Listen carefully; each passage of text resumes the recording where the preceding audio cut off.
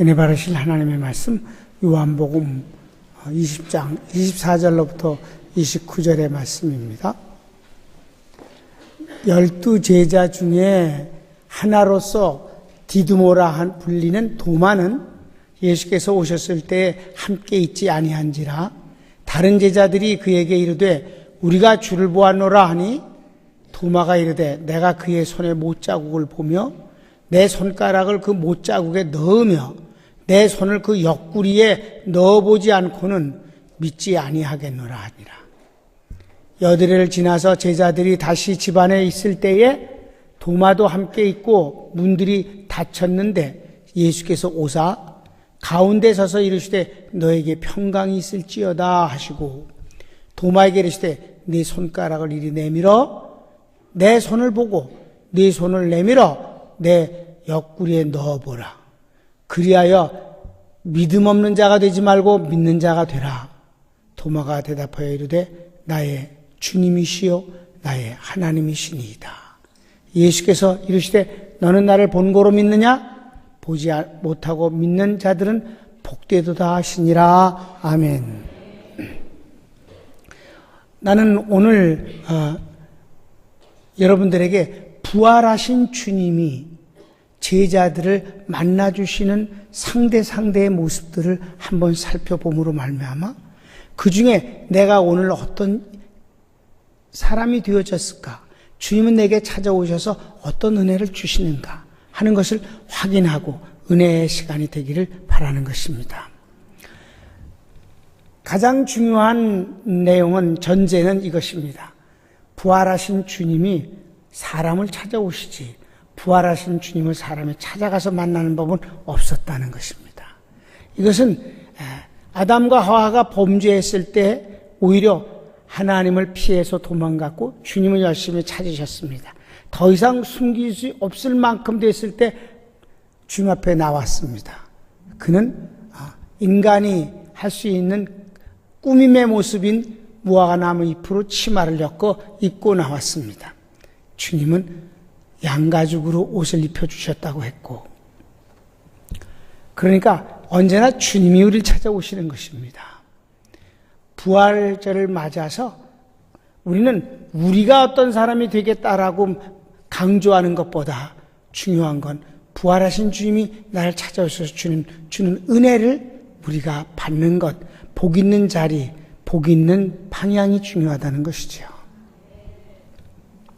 첫째로 오늘 요한복음 20장과 21장에서 세 가지를 보고 한 군데는 누가복음 24장을 보겠는데 첫째는 무모한 사랑의 사람들을 주님이 만나주시는 장면입니다. 주님이 부활하셔서 부활하신 날 이제 여러 차례 제자들을 만나시는데 첫 번째는 막달라 마리아가 제일 먼저 주님을 만나고 그 다음에 다른 마리아들 여인들이 또 주님을 만나게 됩니다. 그리고 제자들을 만나고 엠마오로 가는 두 제자를 주님이 만나시고 그리고 그 밤에 또 제자들을 만나시고 여드레 후에 도마를 만나시고 그리고 마지막 만나는 장면이 바로 베드로를 만나시는 장면입니다. 베드로만 만난 건 아니지만은 거기서 주인공은 베드로예요. 첫 번째 만나 주신 사람들이 주님을 사랑하기 때문에 비상식적이고 무모하게 주님을 찾아온 사람들입니다. 이들은 믿음 있는 사람이 아니었어요. 주님이 수도 없이 수는 있었어. 성경에 나오는 내용대로 보면 3번을 주님이 십자가에 죽으심과 부활할 것을 말씀해 주셨습니다만은 저희들은 주님의 부활을 믿지 않았어요. 이 부활절 새벽 아직 해가 뜨기 전 미명이라고 그랬습니다. 미명에 저희들은 거의 잠을 자지 아니하고 그 시간이 되기를 기다렸던 것입니다. 안식 후 첫날이니까 그래서 예수님의 시체에 향을 발라드리기 위한 마음으로 여인들이 같이 출발을 했습니다. 그런데 예수님의 무덤은 여러분이 이제 가보시면 아는데 걸어가기가 만만치 않게 언덕입니다. 돌산인데 거기를 올라가다가 보니까 나이 먹은 사람과 젊은 사람은 속도감이 달랐어요. 남자도 그렇고 여자도 마찬가지인데 여인들의 소식을 듣고 그리고 달려온 남자 제자가 두 사람이 나타나거든요. 베드로와 요한입니다. 베드로는 나이 많이 먹고 요한은 젊은 친구예요. 그러니까 어떻게 됐을까요? 요한이 먼저 도착했지요. 그런데 요한은 들어가질 못하고 밖에서 이렇게 소관을 들여다보고 있었어요. 근데 베드로는 나이 먹어서 빨리는 못 올라와서도 올라오자마자 주저하지 않고 무덤으로 쑥 들어갔습니다. 성격을 잘 우리가 읽을 수 있는 장면들이에요. 마찬가지입니다. 예수님을 첫 번째 만난 여인은 막달라 마리아입니다. 이 여인들은 다 똑같이 밤을 거의 새다시피 하고 예수님의 시신에 향을 발라주기 위해서 준비하고 있다가 이제 드디어 새벽에 날이 밝기 바로 전에 집을 이제 출발해서 무덤 앞에 오게 되는데 막달라 마리아가 제일 먼저 도착했습니다. 도착했더니 이미 무덤의 문은 열려버렸고 머리 쪽과 예수님 발 쪽에 두 천사가 앉아 있는 거예요. 그리고는 예수님이 여기 계시지 않다고 말했습니다. 막달라 마리아는 예수님이 부활하셨다고 절대 생각지 아니하고 예수님의 시신을 누가 가져가 버렸다고 생각해서 그렇게 울기 시작했습니다. 울었어요. 그러다가 주님을 만나게 됩니다. 장면을 한번 보겠습니다. 요한복음 20장 11절 말씀부터인데 마리아는 무덤 밖에 서서 울고 있더니 울면서 구부려 무덤 안을 들여다보니 참 재미있는 장면이에요. 무덤 문이 열려버린 거예요. 그러니까 밖에서 울면서 들여다보는 거예요. 이렇게 울면서 재밌어요. 그 다음에 보면 흰옷 입은 두 천사가 예수의 시체에 누웠던 곳에 하나는 머리편에 하나는 발편에 앉았더라. 천사들이 이르되 여자여 어찌하여 우느냐 이르되 사람들이 내 주님을 옮겨다 어디 두었는지 내가 알지 못함이니이다. 이 말을 하고 뒤로 돌이켜 예수께서 서신 것을 보았으나 예수이신 줄 알지 못하더라. 예수께서 이르되 여자야 어찌하여 울며 누구를 찾느냐 하시니 마리아가 그가 동산지기인 줄 알고 이르되 주여 당신이 옮겼거든 어디 두었는지 내게 이르소서 그리하면 내가 가져가리이다. 예수께서 마리아야 하시거늘 마리아가 돌이켜 히브리 말로 라보니 하니 이는 선생님이라는 말이라. 아멘. 너무 자세하게 설명되어 있어요. 여기서도 왜 이들이 무모한 사랑이냐고 그러냐면 무덤 문을 여자들이 열 수가 없어요. 무거워서. 이렇게 두껍고 커다랗게 동그란 겁니다. 사람이 서서 그 무덤을 들어갈 수 있을 정도로 큽니다. 그걸 굴려서 하니까 남자의 몇 명이 힘을 다해서 굴려야 돼요. 이 여인들이 무슨 힘으로 그걸 굴리려고 했는지 모르지만 아무튼 사모함 때문에 그냥 온 것입니다. 여기서 또 무모한 짓이 뭐라 그래요? 예수님 시체를 지키는 관원인 줄 알고 뭐라고 말했으면 당신이 어디다 치웠다면 내게 말씀해 주소서 내가 옮기겠나이다. 막달라 마리아 혼자서 예수님의 시신을 옮기겠다니 이것도 무모한 일이지요.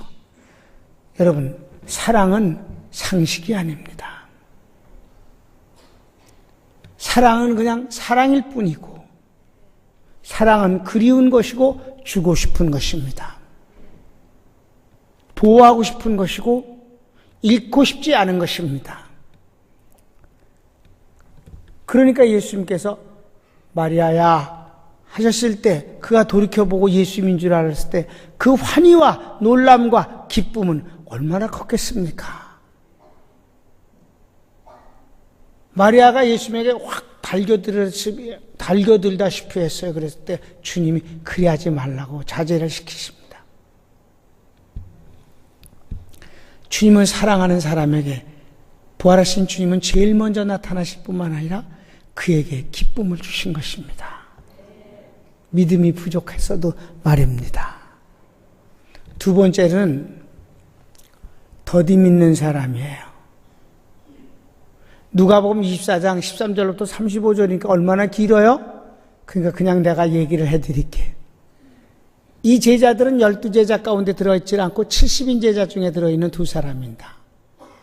예수님이 십자가에 죽으시는 걸 멀찍이서 봤어요. 너무 비참했습니다. 그런데 예수님이 부활하셨다는 얘기를 하는 거예요. 제자들이 봤다는 거예요. 여자들이 특별히 봤다고 얘기하는 거예요. 아직 남자들은 못 봤어요.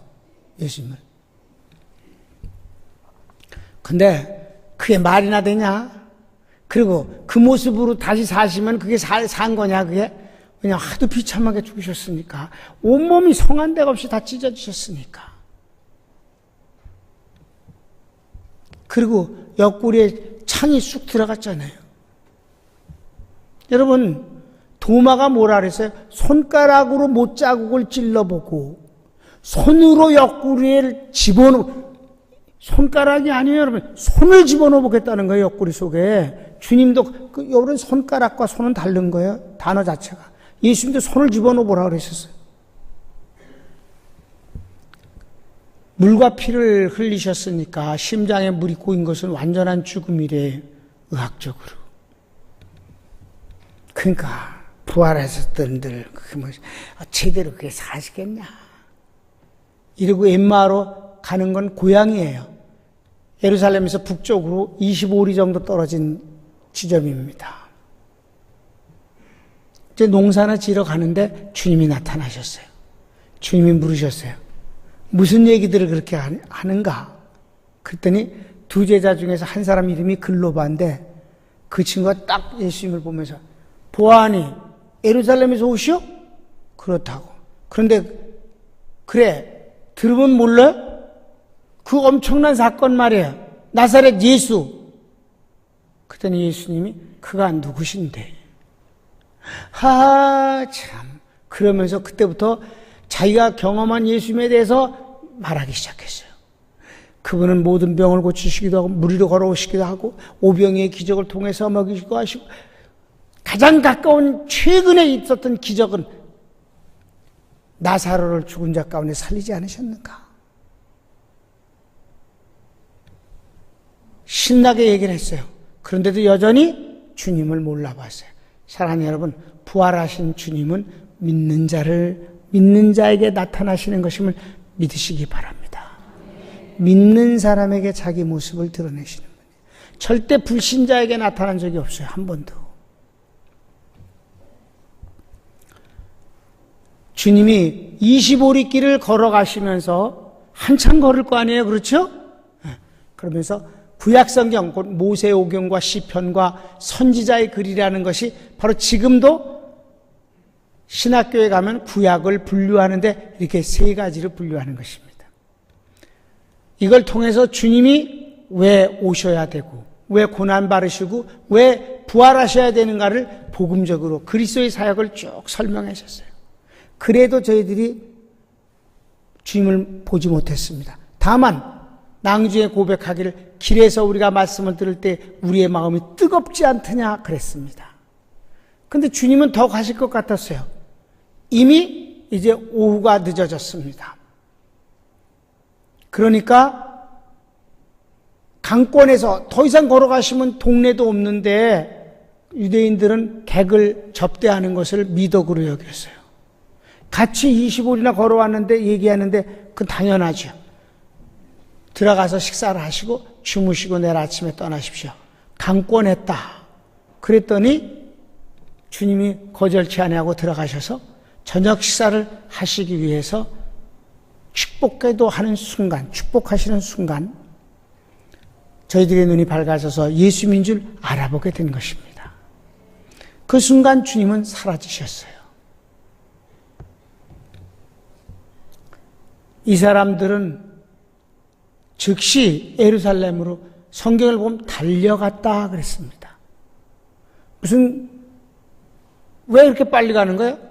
부활하신 주님을 만난 걸 증거하기 위해서였습니다. 그래서 제자들이 모인 곳에 도착해서 그 얘기를 한 것입니다.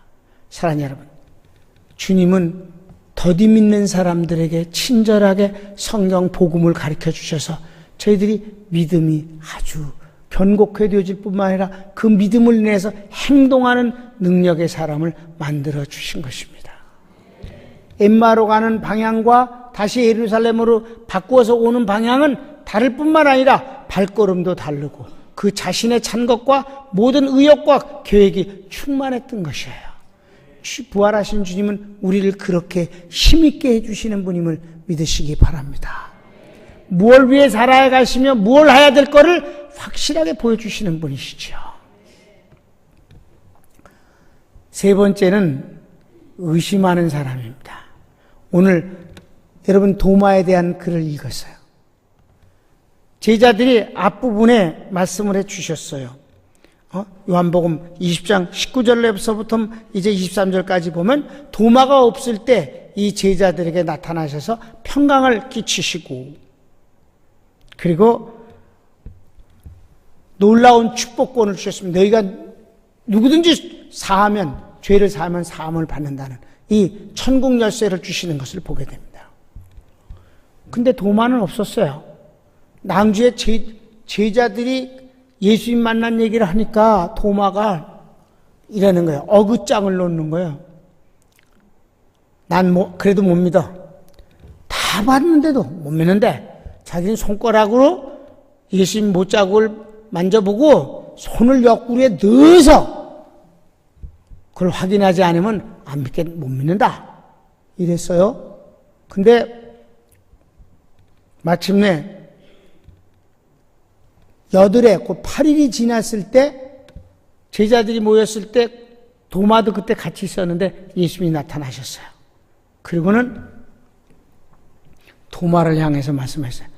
도마야, 손가락으로 내 십자가에 못자국을 확인하고 손을 내 옆구리에 넣어서 확인해 보라. 그리고 믿지 못하는 자가 되지 말고 믿는 자가 되거라. 그러니까 도마가 만졌을까 안 만졌을까? 안 만졌어요. 그 자리에 엎드려서 주님을 고백했습니다. 나의 주님이십니다. 그리고 나의 하나님이십니다. 여기서 놀라운 거는요, 요한복음의 주제는 예수님은 하나님이시다예요. 여러분 이미 여러 번 여러분에게 전했기 때문에 잘 아시죠?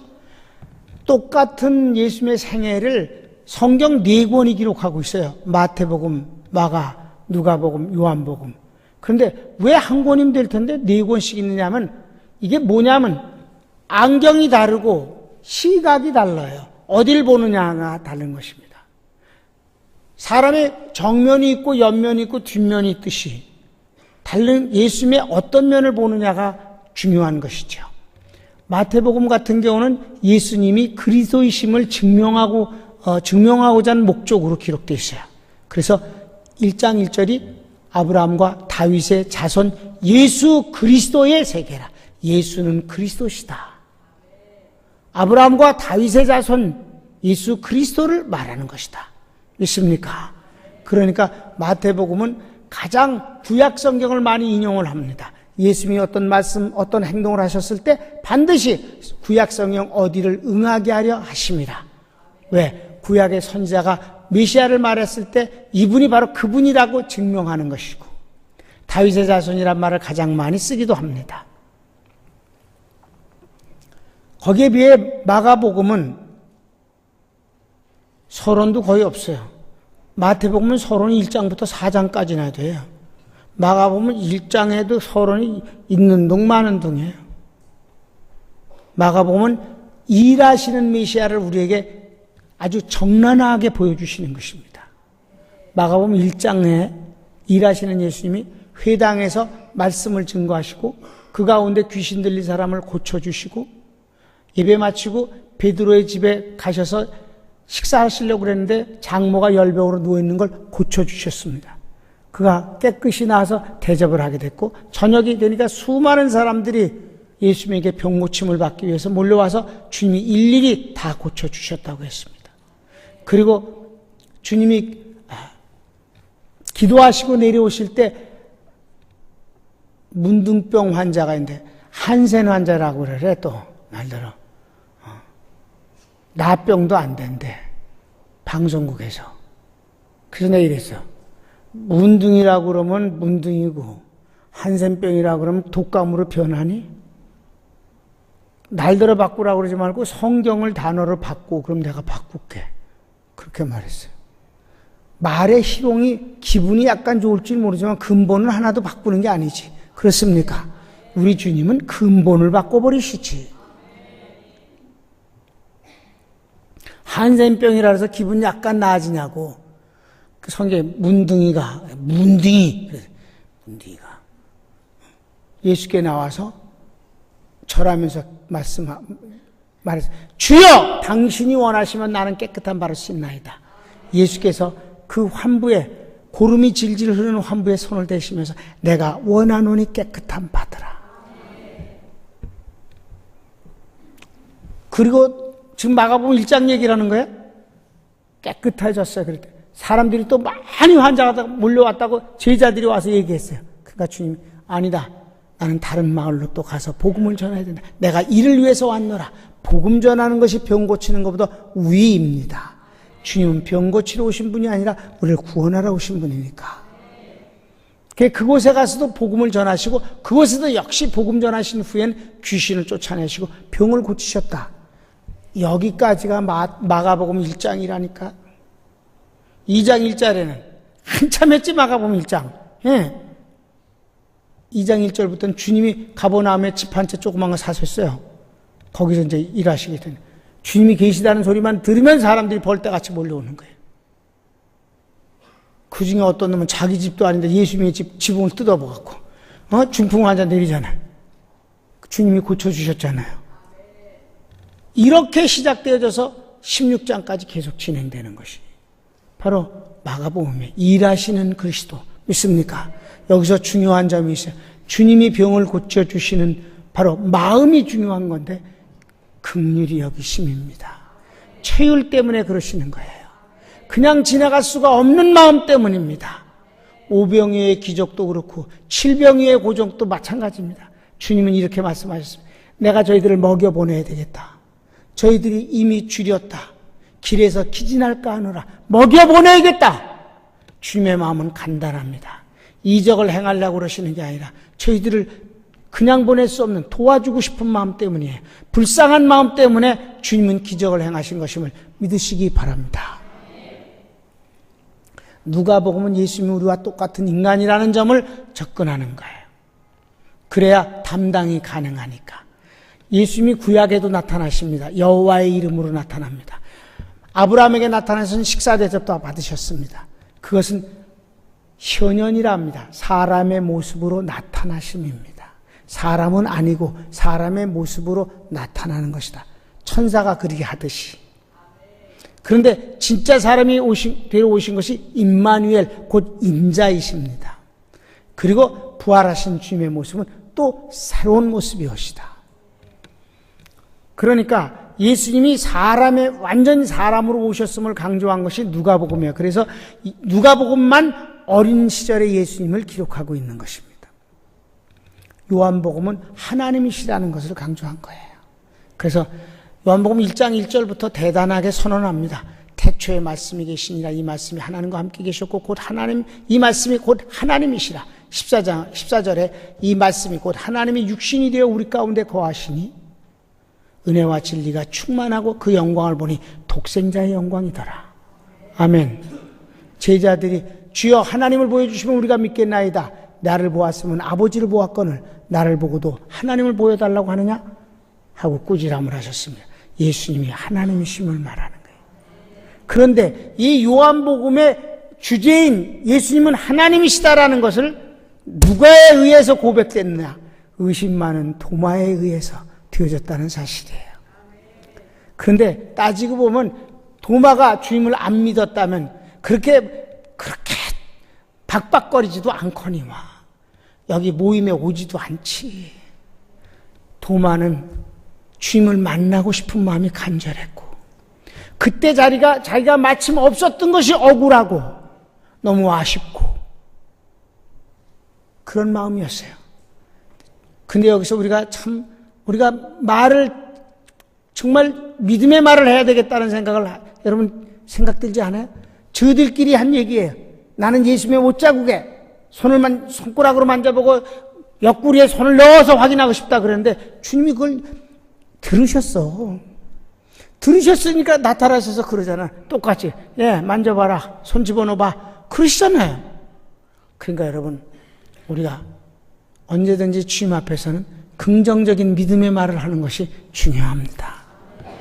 다 같이 감사합니다. 감사합니다. 주님을 사랑합니다. 주님 의지합니다. 주님 도와주소서. 주님 앞에 믿음의 말을 하는 것이 중요한 것이죠.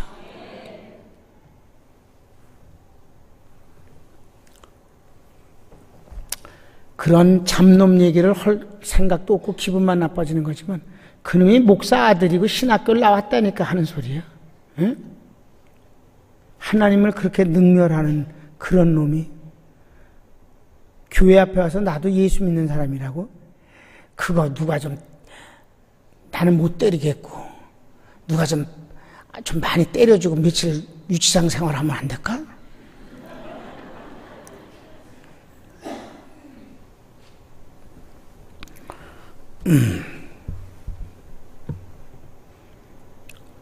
사랑하는 여러분, 우리 하나님은 부활하신 주님은 이런 분이에요. 의심하는 사람에게 확신까지 주시는 주님이셔요. 그분이 찾아오셔서 부활의 신앙이 도덕적으로 좋아지는 사람으로 착한 사람으로 여기는 그런 것이 하나 나오지 않아요. 주님을 사랑하게 되면 도덕 문제는 저절로 해결되는 거예요.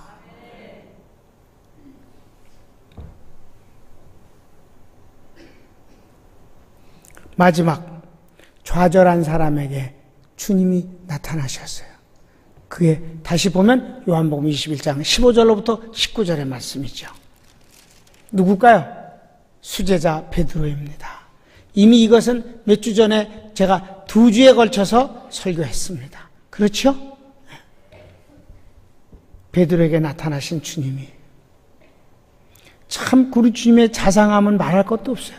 미리 떡은 구워놓고 야 생선 좀 가져와 봐라. 그날 잡은 주님이 기적으로 잡게 해주신 거예요. 그 생선을 불에다 올려놓고 구워서 제자들에게 나누어 주셨어요. 같이 잘 먹었어요. 베드로는 그 마음이 여전히 답답하고 부끄럽고 송구스러워요. 주님을 3번 부인한 것 때문에. 그때 주님이 갑자기 베드로에게